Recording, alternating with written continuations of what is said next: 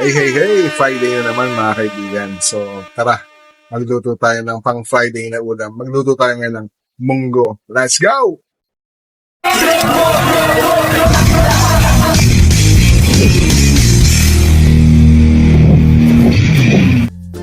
Okay mga kaibigan, kumuha tayo ng isang malinis na ating lagyan at dalawang 1/4 na munggo. So, ayan. So, sa matatalis, kalahating kilo yung ating munggong lulutuin. Para hanggang gabi na yan mga kaibigan. So ayan, so pinuksan na nga natin yung dalawang pakpang munggo. Ayan. Tapos hugasan natin siya mga kaibigan. Kasi nga, di ba, pag nakita niya may mga nakalutang sa kanya. So mga dumi-dumi yun or mga palat-palat ng munggo. So hugasan natin siya. Ayan. So pag wala na yung mga palat-palat ng munggo na pinaglulutangan, so, ibig sabihin, okay na siya.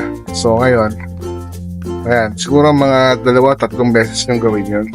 Yung paghugas na yun. Tapos, pag wala na, ayan, lagyan nyo na siya ng tubig para sa kanyang sabaw. So, gagawin natin ngayon, magpapalambot muna tayo ng munggo. Actually, dapat kung gusto nyo, overnight, pwede nyo ibabad yung munggo para lumambot agad. Pero, since nga kinapos tayo ng oras at kailangan natin siya lutuin agad, so, papakaluin na lang muna natin siya sa ating kalan. So, let's go!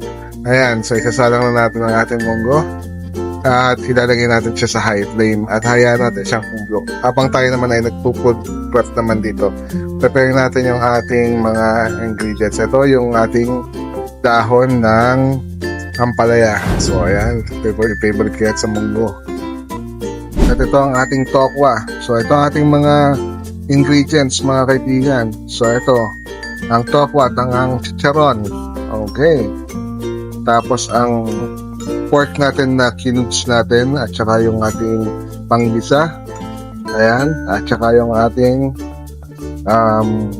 dahon ng ampalaya. Okay. So unahin nating prituhin yung mga tokwa kasi nga medyo habang nagpapakulo tayo ng ating munggo. So mag-start tayo magprito mga kaibigan. Prituhin muna natin yung tokwa mga kaibigan. Kasi medyo matagal prituhin ang tokwa.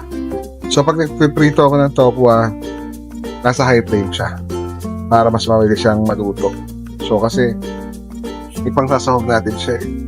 So no need naman na kailangan luto-luto yung loob niya, at least yung surface niya is malutong. So ayan. So hinawan na natin ang ating pinaritong tokwa.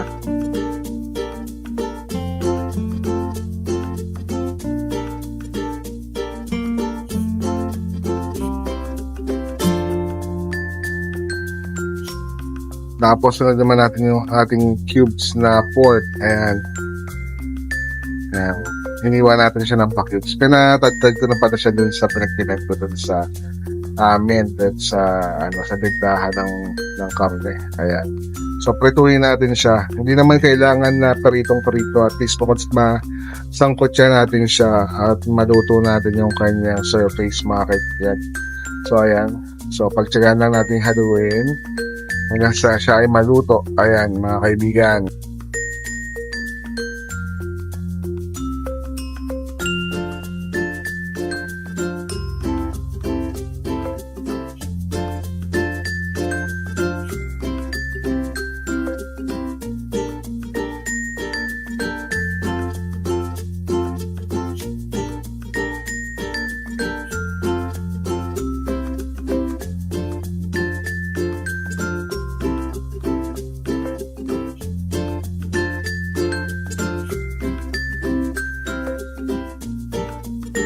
Okay, yung para sa pinagprituhan natin, dito rin tayo magigisa mga kaibigan. Unahin natin ang bawang. Siyempre ako kapag nagigisa, gaya na lagi ko sinasabi, nasa low flame lang tayo. Pero this time naka-medium flame tayo kasi may kamatis tayong lutuin. So, kaya ginagawa ko, continuous lang yung halo din sa bawang para hindi siya masunog agad. So, ayan. Tapos isusunod na natin ang sibuyas. Okay. Tapos satay lang ulit natin siya. Ayan. Satay lang natin tapos susunod natin ang ating kamatis. Ayan. So, bawang, sibuyas, kamatis. Yan ang ating panggisa.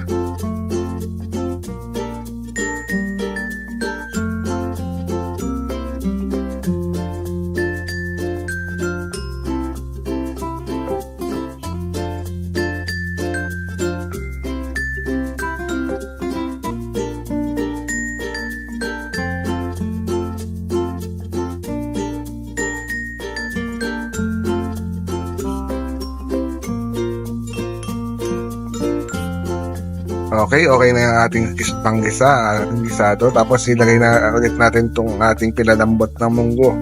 Ayan, so nakita nyo, hindi pa siya ganun kadurog yung munggo. So ihalo natin yung ating gisado.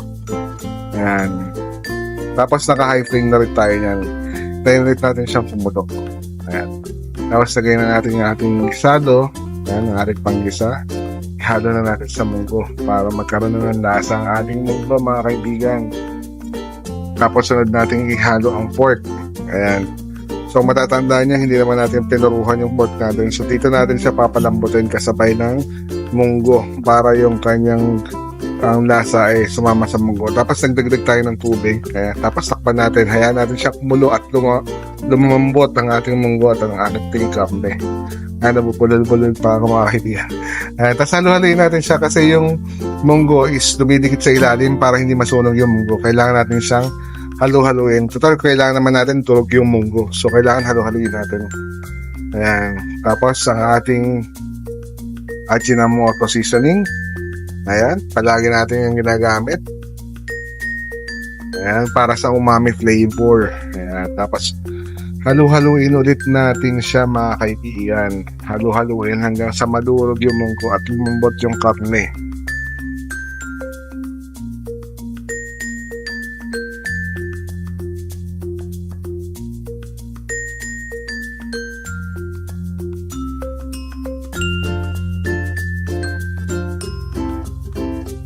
Ay, kung napapansin niya, hindi pala ako naglagay ng asin, no?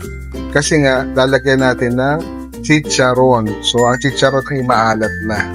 So, dito ako kukuha ng alat. Kapag kinulang ako ng alat, tsaka pa lang ako maglalagay ng asin. Kasi baka mamaya, sumobra naman yung alat. Sayang naman yung ating luto, mga kaibigan, kapag sumobra yung alat. Although, pwede naman yung remedyohan, pero at least hinay-hinay lang tayo sa alat. Okay, halo na natin ang ating chicharon. Ayan, mabilis naman lumambot ang chicharon pag pinakuluan. So, tsaka masarap talaga yung munggo kapag may chicharon eh. Tapos lagyan na natin ang ating pinaritong tokwa. Ayan, ang ating tofu. Ayan. So, yun na yan. Kapag nilalagay natin yan, so yun sabihin nun, malambot na yung ating kape. Kaya natin nilagay na yung ating chicharon at ang ating tokwa. So, ayan pala, kuluin lang ulit natin siya. No?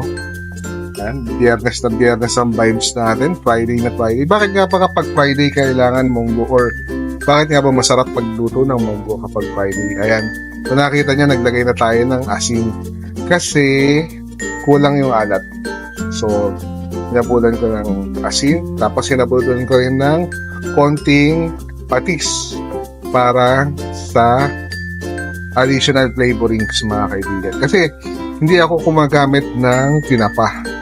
Unang-una, wala akong mabiling tinapa at ayun, walang mabiling tinapa kaya hindi ako gumagamit padalas ng tinapa. Pero masarap yan kapag may tinapa. Pero mga anak ko kasi ayaw nila ng tinapa na nasa munggo kaya hindi ako naglalagay ng tinapa. Patis ang nilalagay ko. Ayan. Tapos this time lalagay na natin ng ating dahon ng ampalaya. So ayan. So tapos ilalim lang din natin siya sa munggo para maluto siya. Don't worry, hindi naman papait yung munggo. Actually, magwe-blend nga yung lasa niyan eh. Kapag meron kayong dahon ng ampalaya. Mas masarap yan, mas marami. Pero, yun nga, dito nga kasi sa amin, ako lang kumakain yung dahon ng ampalaya. Pero masarap yan, gustong gusto ko yan sa munggo. Ayan. Dahil nga Friday ngayon. Ayan, masarap ang munggo, mga kaibigan. At ayan, luto na. Luto na ang ating munggo. Ayan, salamat ulit sa inyo. Salamat sa mga nanood ng ating vlog. So, pwede nyong gayahin ang ating recipe. So, ayan. Sana palagi kayong manood ng vlog natin. Maraming salamat sa inyo. At sa mga supporter ninyo, mga kaibigan. Sana palambing ulit. Sana naman pa-subscribe naman at pa-like ng ating video para ma-inspire naman ulit tayong gumawa pa ng mga lutuing video. Thank you, mga kaibigan. Tikman ang langit